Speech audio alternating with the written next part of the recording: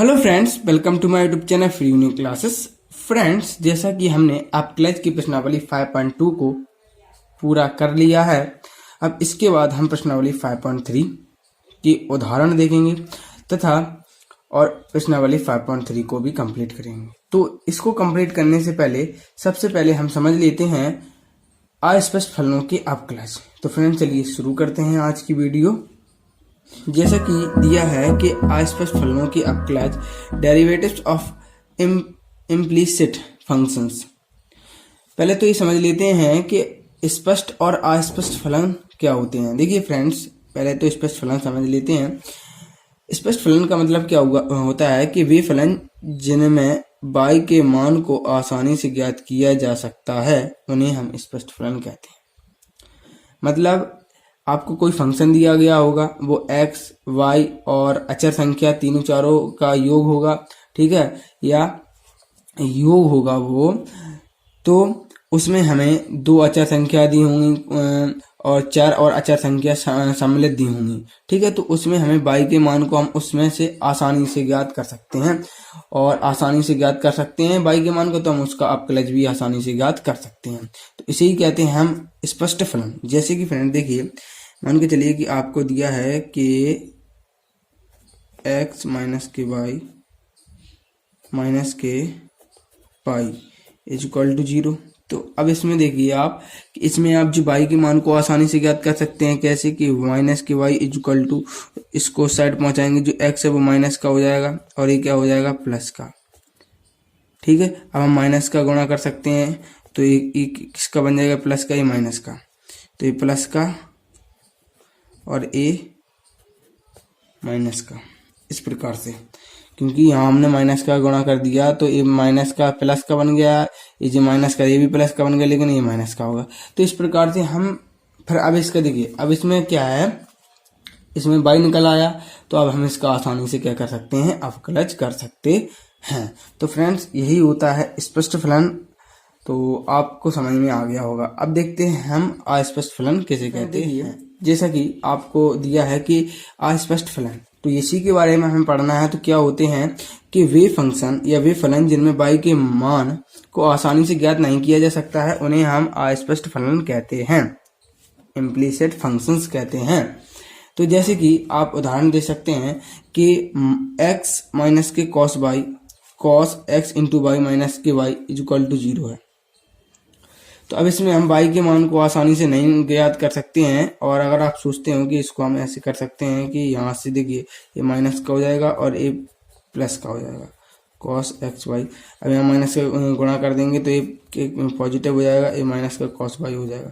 लेकिन फ्रेंड देखिए, इसमें जो देखिए इसमें क्या है, x सम्मिलित है, x जुड़ा है ना, तो यदि हम इसका अपकलन करेंगे तो इसमें x हटेगा नहीं, x नहीं हटेगा, मतलब इसमें x जरूर आएगा। लेकिन हमें तो y के पद में ज्ञात करना है, dy अपॉन dx, केवल इसमें y ही आए तभी ये इसका हम अपकलन ज्ञात कर सकते हैं। तो मतलब इसी को कहते हैं कि वे फलन, वे फंक्शन जिनमें हम y के मान को आसानी से ज्ञात कर सकते हैं उन्हें ही हम क्या कहते हैं, अस्पष्ट फलन कहते हैं, स्पष्ट फलन कहते हैं। तथा जिनमें हम y के मान को आसानी से ज्ञात नहीं कर सकते हैं उन्हें हम अस्पष्ट फलन कहते हैं। तो इसमें हम y के मान को आसानी से ज्ञात नहीं कर सकते हैं, इसलिए हम इसको अस्पष्ट फलन कहते हैं। अब फ्रेंड्स, इन दोनों के बाद अब हम इनके उदाहरण देख लेते हैं। तो चलिए फ्रेंड्स देखते हैं। तो फ्रेंड्स देखिए, जैसा कि प्रश्न क्रम जो उदाहरण 24वां दिया है कि यदि x माइनस के वाई इज इक्वल टू पाई है तो dy अपॉन dx ज्ञात कीजिए। तो हम क्या करेंगे, लिखते हैं सॉल्व। तो सबसे पहले जो हमें दिया है उसे हम लिख देते हैं कि x माइनस के वाई इज इक्वल टू पाई है। तो हम इसको पहले y के पद में प्राप्त करेंगे, इसके बाद इसका अपकलन करेंगे। तो माइनस के वाई, इसको हम उस साइड भेजेंगे तो ये माइनस का हो जाएगा और प्लस का पाई, ठीक है। अब हम माइनस का गुणा कर देंगे तो y is equal to X minus के पाई। अब लिख देंगे कि x के सापेक्ष अवकलन करने पर, जैसा कि हम पिछली वीडियो में करते आ रहे हैं, जैसे कि हमने 5.2 में किया है, इसी प्रकार से अब हम इसका अपकलन कर देते हैं। तो देखिए d अपॉन में dx, x के सापेक्ष किया, y d अपॉन में dx और x माइनस के पाई। यहाँ पाई क्या है, अचर पद है, अचर पद का वो क्या होता है अपकलन, वो शून्य होता है। तो पहले हम x का कर देंगे, या तो आप अलग अलग करके भी कर सकते हैं, डी अपॉन में डी एक्स, एक्स माइनस की डी अपॉन में डी एक्स, और यहाँ पर पाई, यहाँ पर डी वाई अपॉन में डी एक्स हमारा चल रहा है। तो यहाँ पर डी वाई अपॉन में D X is equal to, देखिए इसका कितना होता है, इसका तो 1 होता है और इसका 0 होता है, ठीक है। अब देखिए कि डी वाई अपॉन में D X is equal to कितना आया, 1। तो यही हमारा क्या है, फिर आंसर आ जाता है। तो इस प्रकार से उदाहरण 24 भी कंप्लीट हुआ। इसके बाद हम उदाहरण 25 देखते हैं। फ्रेंड देखिए, जैसा कि एग्जाम्पल 25 हमें दिया है कि यदि y plus sine y is equal to cos x है तो dy अपॉन डी एक्स ज्ञात करो। तो इसको कैसे हम हल करेंगे, तो लिखेंगे सॉल्व, और जो हमें दिया है उसको पहले लिखेंगे। तो लिख देंगे कि दिया है, क्या दिया है कि y प्लस में sine y is equal to cos x।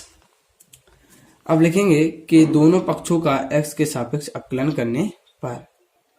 तो देखिए लिख दिया है कि दोनों पक्षों का x के सापेक्ष अवकलन करने पर।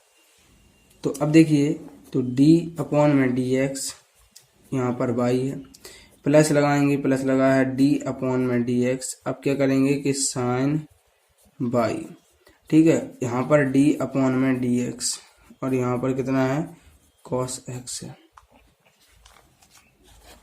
अब देखिए फ्रेंड्स, यहाँ क्या है कि डी वाई अपॉन में डी एक्स है प्लस, और फ्रेंड्स अगर आप सोच रहे होंगे कि मैंने जो y इक्वल टू यहाँ इसको उस साइड क्यों नहीं भेजा, तो इसलिए नहीं भेजा क्योंकि यहाँ पर देखिए, जब मैंने आपको कैसे चेन रूल बताया है, श्रृंखला नियम चेन रूल, उसमें क्या होता है, जब भी यदि किसी भी फंक्शन के साथ यदि x है तो उसका तो अपकलन नहीं होगा, लेकिन x के अलावा और कुछ है तो उसका पुनः अपकलन हो जाएगा। तो इसलिए मैंने इसको साइड पक्षांतर नहीं किया है। अब आप इसको देख सकते हैं कि क्यों नहीं किया है, अभी देखिए आपको पता चल जाएगा।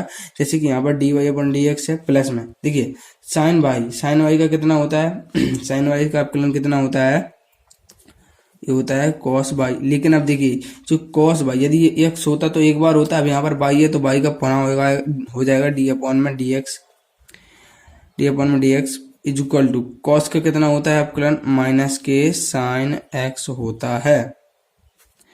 आपको यदि फॉर्मूले अच्छे से याद होंगे तो आप इसको बहुत ही आसान तरीके से कर सकते हैं।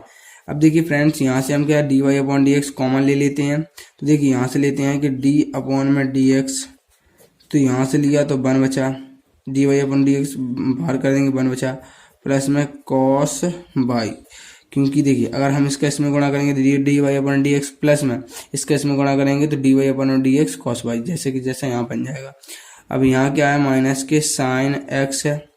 अब फ्रेंड्स इसको इसके नीचे भेज देंगे तो डी वाई अपॉन में D X is equal to minus के साइन एक्स अपॉन में 1 प्लस में कॉस वाई। इस प्रकार से हम क्या है इसको प्राप्त कर लेंगे, तो हमारा क्या D Y upon D X का वैल्यू प्राप्त हो जाएगा। तो इस प्रकार से हमारा ये आंसर आ गया। तो फ्रेंड्स देखिए, इसमें हम पढ़ेंगे कि प्रतिलोम त्रिकोणमितीय फलनों के अवकलज, derivative of inverse trigonometric function. तो इसको थोड़ा समझ लेते हैं। त्रिकोणमितीय संबंध, अरे साइन कॉस टेन के इनवर्स वाले जो फंक्शनों को हम पढ़ेंगे और उनका जो अवकलज किस प्रकार से ज्ञात किया जाता है उसको मैं आपको बताऊंगा। तो पहले तो ये जान लेते हैं कि जो त्रिकोणमितीय फलन होते हैं वो हमेशा कैसे होते हैं, संतत होते हैं, ठीक है, या सातत्य होते हैं। यही एक महत्वपूर्ण टॉपिक या बिंदु है, यहाँ से एक पॉइंट है महत्वपूर्ण, क्योंकि ये पूछा जा सकता है एग्जाम में, जो कि त्रिकोणमितीय फंक्शन कहते होते हैं हमेशा संतत होते हैं, सतत होते हैं, ठीक है। इस प्रकार से अब हम इनके जो अपकलज को ज्ञात करने के लिए श्रृंखला नियम का उपयोग करेंगे।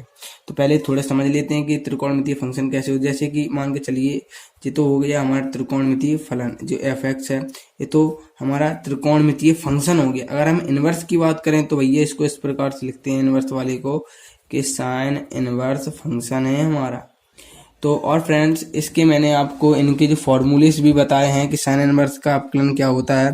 जैसे कि मैंने आपको बताया है कि साइन इनवर्स है, यदि आपने उस वीडियो को नहीं दिखा है तो डिस्क्रिप्शन में उसकी लिंक मिल जाएगी, वहाँ से आप इसको देख सकते हैं। नहीं तो ऊपर आई बटन आएगा, वहाँ से भी आप इनके फॉर्मूलेस को देख सकते हैं। तो देखिए जैसे दिया है कि y is equal to sine inverse, इसका जो अवकलन क्या होता है, ये होता है 1/√1 - kx²।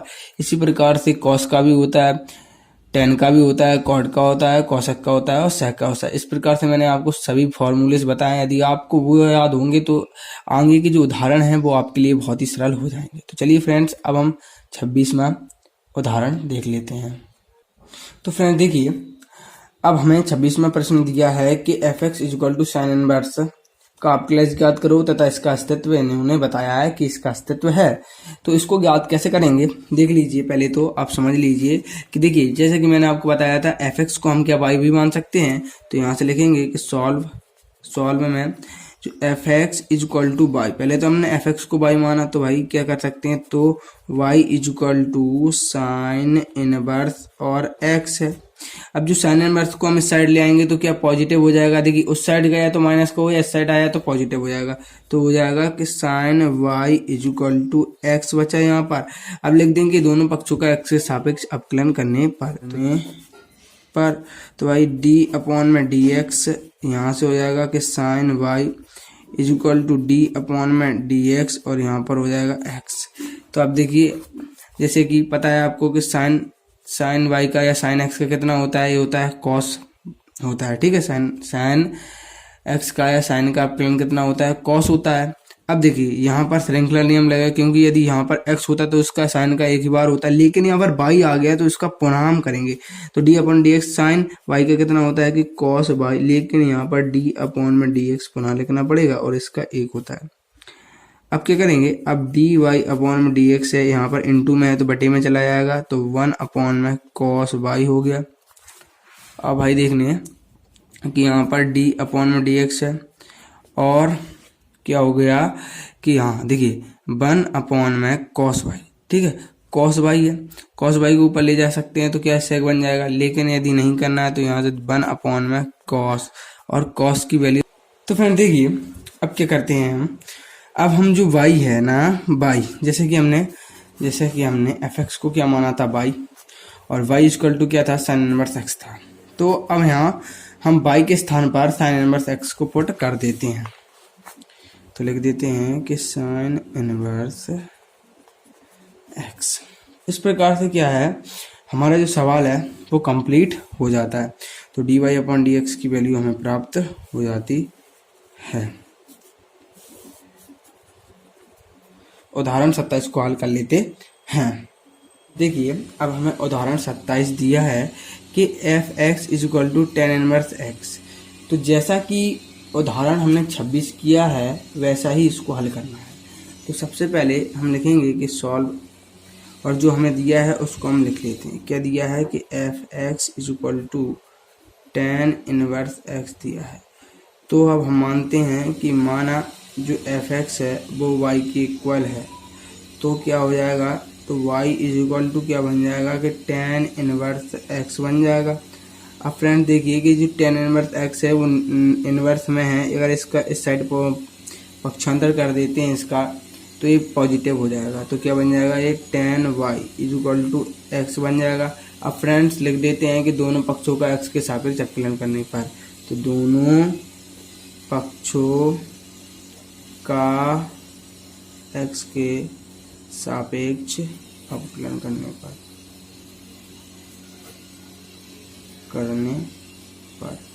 अब फ्रेंड्स देखिए, जब हम दोनों पक्षों का x के सापेक्ष अवकलन करेंगे तो क्या होगा कि d/dx और यहाँ पर कितना है टेन y, और यहाँ पर d/dx और यहाँ पर x। अब फ्रेंड देखिए, जैसा कि आपको पता है कि जो टेन एक्स का अवकलन क्या होता है, सेक स्क्वायर एक्स होता है। टेन एक्स होता है, मतलब टेन एक्स का जो अवकलन है, टेन का अवकलन कितना होता है, सेक स्क्वायर एक्स होता है। अब फ्रेंड देखिए, तो इसका क्या होगा, सेक स्क्वायर बाई होगा।